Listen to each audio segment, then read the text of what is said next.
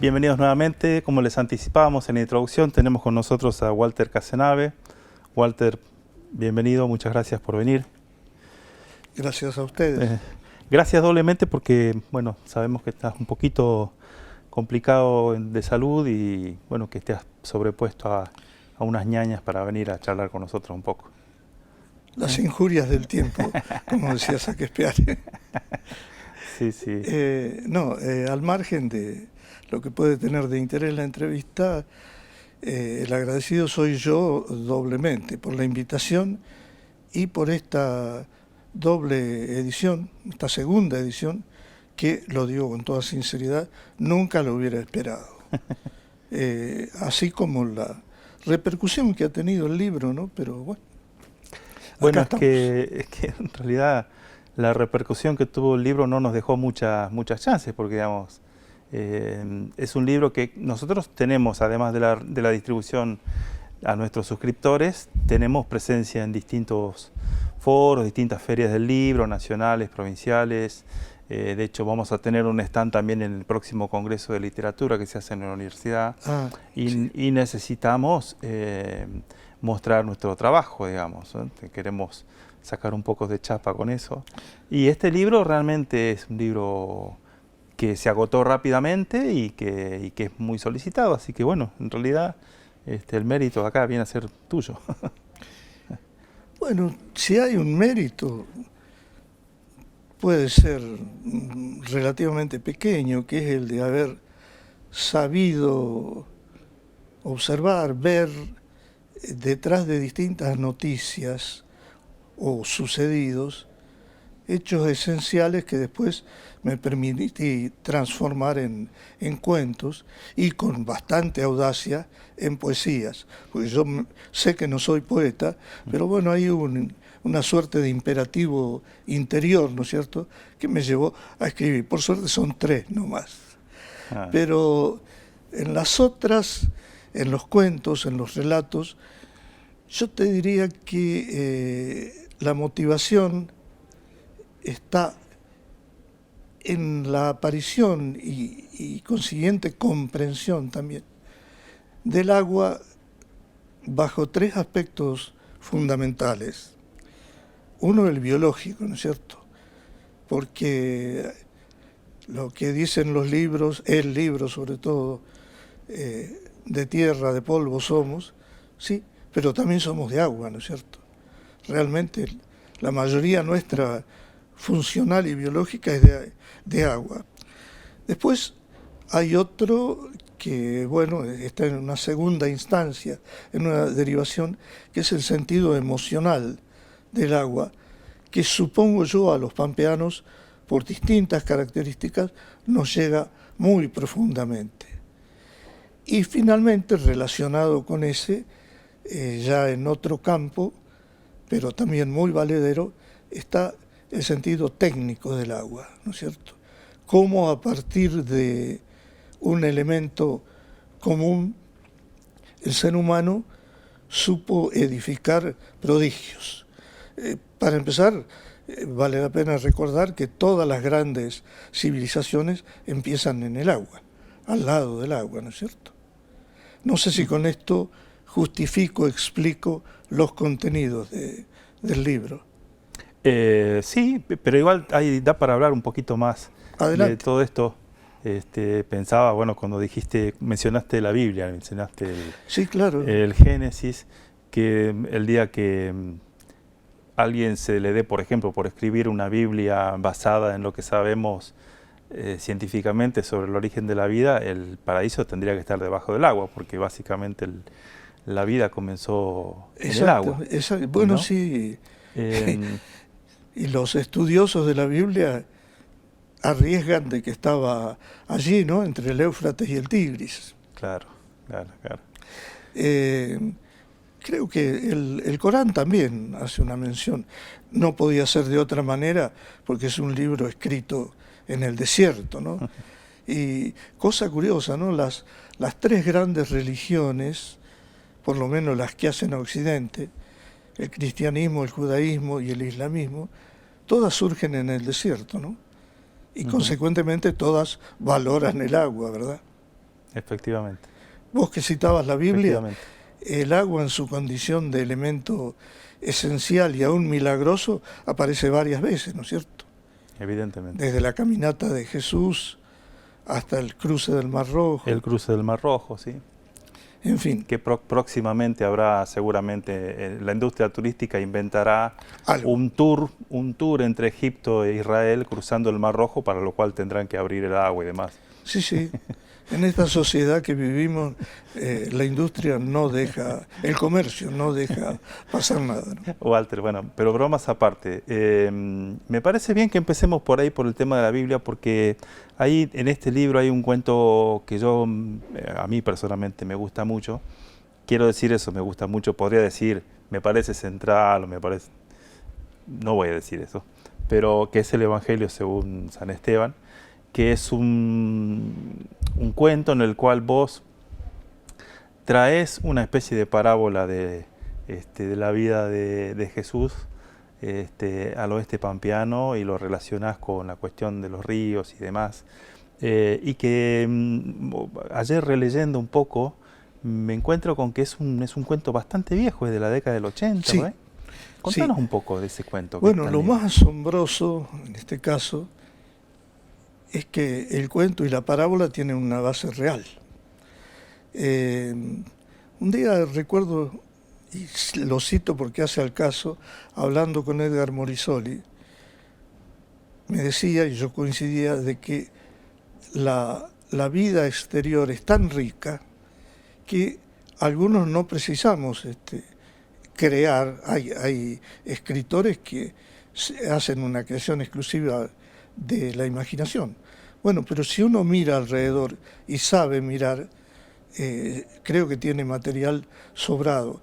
En este caso del cuento que te gusta a vos, el protagonista vivía hasta hace algunos años en el oeste, cerca de Algarrobo del Águila, junto al río Seco, y una vez que fuimos con Roberto Ramonda a filmar para un corto que hicimos sobre el tema del agua, este hombre que ya había entrado en la senilidad era polaco, y como buen polaco católico, y muy tenía católico. una especie de cuartito dedicado a los santos y a la religión. Y bueno, dentro de su senilidad empezó a relatar un evangelio, pero ubicado allí, en el Águila y los bañados del Atuel. Y fue él el que confundió a Bautista Barioleto con el sí, San Juan Bautista. Yo no me acuerdo porque fue hace tanto, si eso fue un aderezo que me permití ponerle, pero sí que hablaba de que la María era una muchacha que había venido de la barda, sí. Y después lo del Jesucito, es decir, su fe, su senilidad y sus recuerdos se mezclaban de tal forma que por allí él militaba, lo vivía ese evangelio. Y yo cuando lo escuché me quedé asombrado y emocionado. Y bueno, como suele ocurrir a menudo, pasaron bastante tiempo y un día se me ocurrió evocarlo y salió este cuento. Pero la base es real, ¿no es cierto? La realidad es tan rica y a veces la ignoramos, ¿no? Hay otro ejemplo en el libro de realidad, ¿no? Como, ¿puedo citar uno? Por favor. El que cava el jagüel y termina creyendo que era propio y mata a los que se acercan a tomar agua. Es tremendo eso, ¿no? Eso estaba entre el Salado y el Atuel. No sé especificar exactamente el sitio, pero sí sé que era ahí.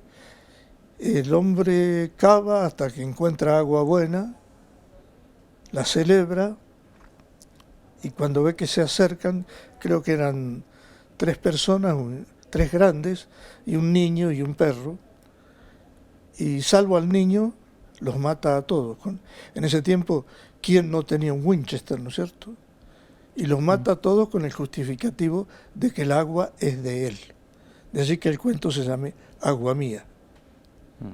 O sea, hay No ocurrencias... no es el único hecho de sangre, además, que aparece en tu libro. De hecho, el primer cuento, que es Aguas de la Discordia, creo que se llama. Ah, sí.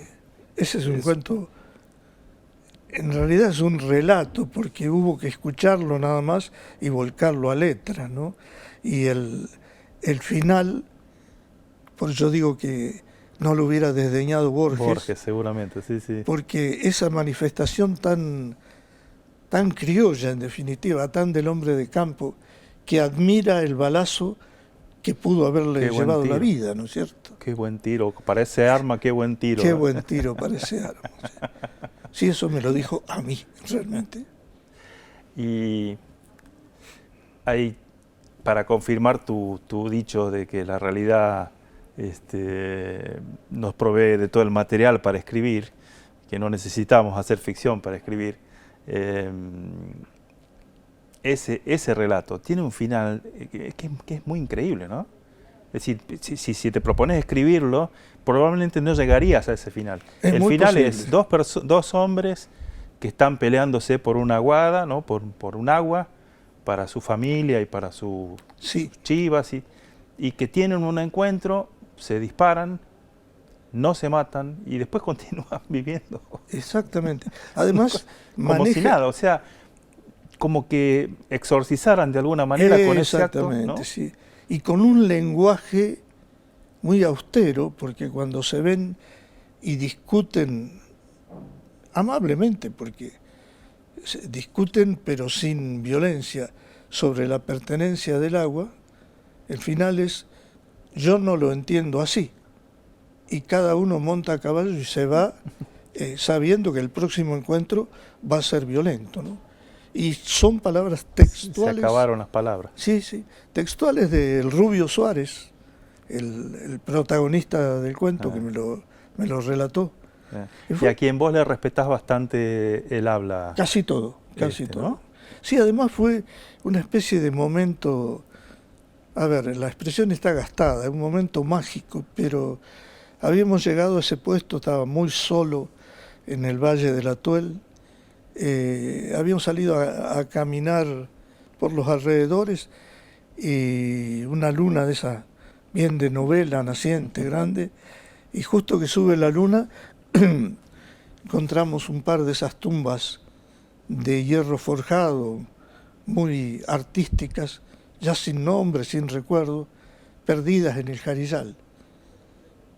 Y vinimos con esa emoción ahí al puesto que nos esperaban.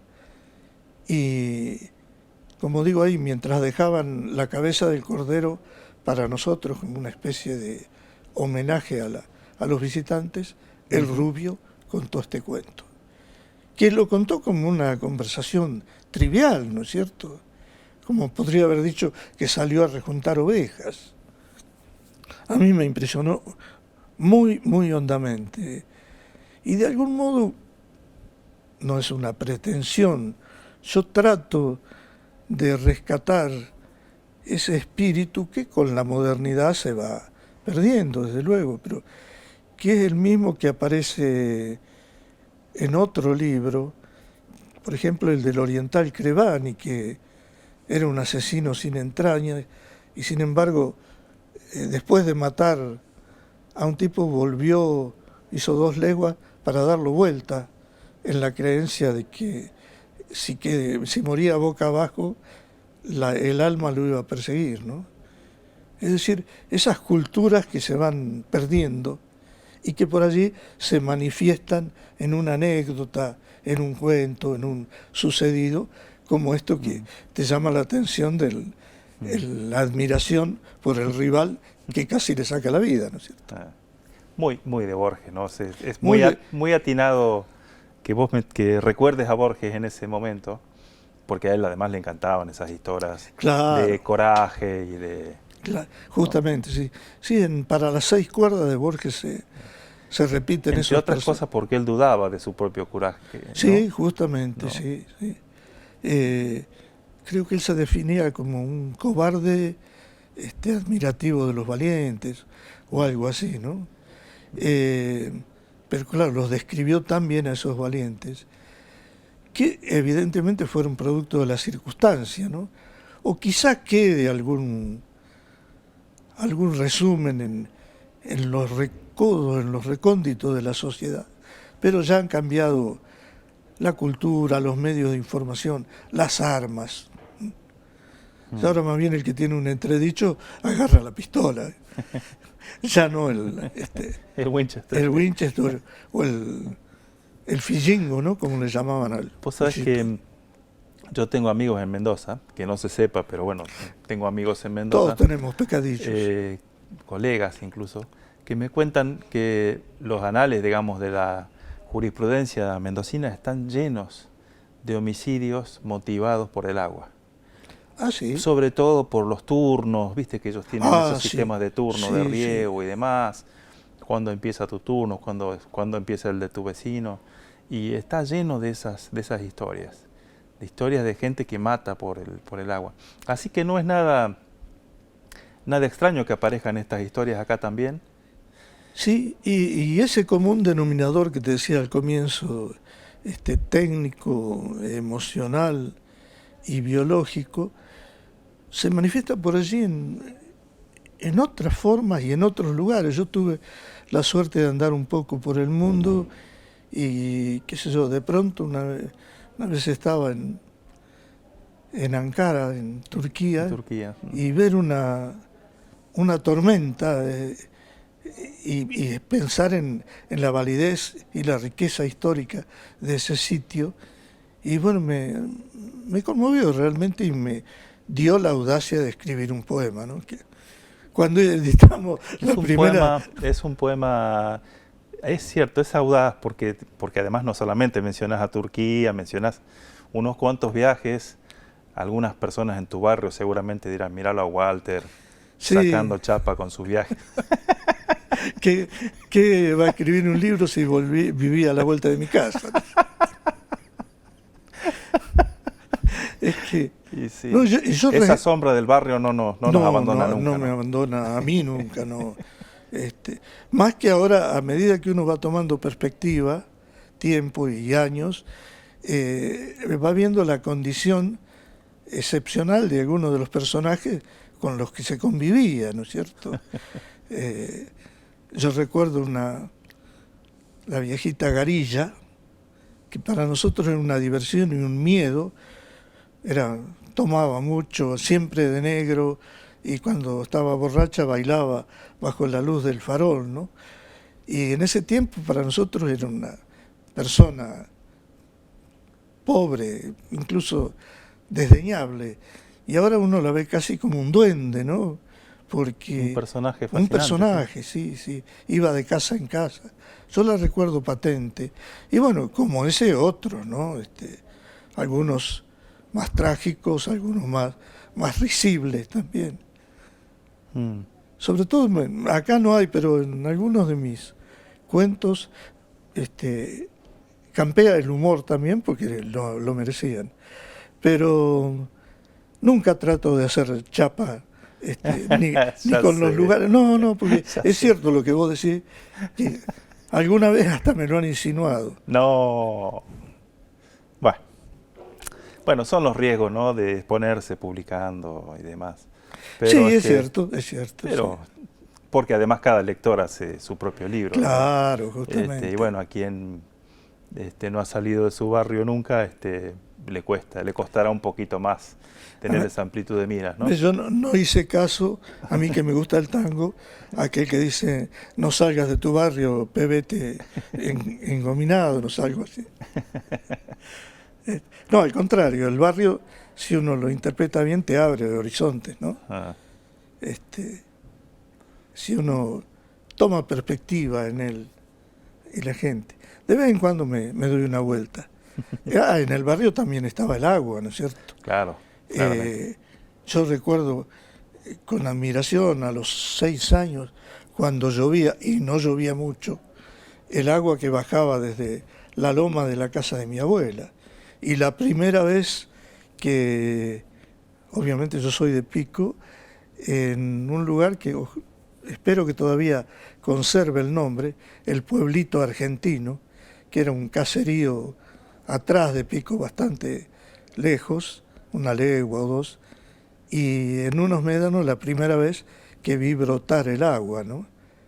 Porque uno tenía la idea elemental del agua, una perforación y una bomba, y de pronto ver el agua espontánea es algo que tradujo muy bien uno de los chicos de la cátedra de historia que hizo un viaje con la Fundación Chadilobú hace poco al oeste, y fue muy sintético y expresivo. Me emocionó ver salir el agua de la piedra. Nunca la había visto. Walter, vamos a hacer una pequeña pausa, si ¿Cómo no te molesta. En absoluto. Por Casi favor. que me alegra. Te alegra, bueno, así tomas un poquito de agua y te recompones un poco. A ustedes, por favor, no se muevan de allí. Después de este breve corte, continuamos charlando con Walter Casenave.